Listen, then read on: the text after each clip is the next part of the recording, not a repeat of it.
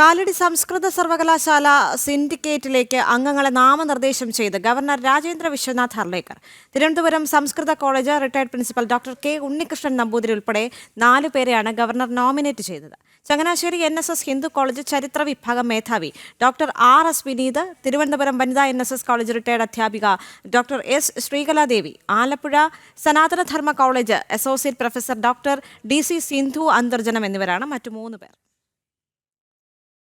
കാലടി ശ്രീ ശങ്കരാചാര്യ സർവകലാശാലയുടെ സിൻഡിക്കേറ്റിലേക്കാണ് ചാൻസലർ കൂടിയായ ഗവർണർ രാജേന്ദ്ര വിശ്വനാഥ് ഹർലേക്കർ 4 പേരെ നാമനിർദ്ദേശം ചെയ്തത്.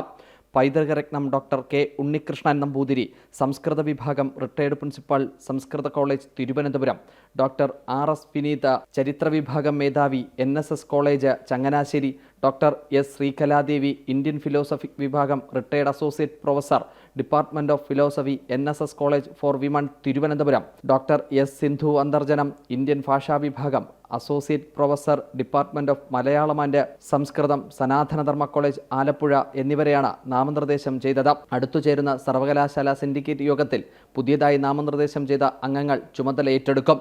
ജനം, തിരുവനന്തപുരം.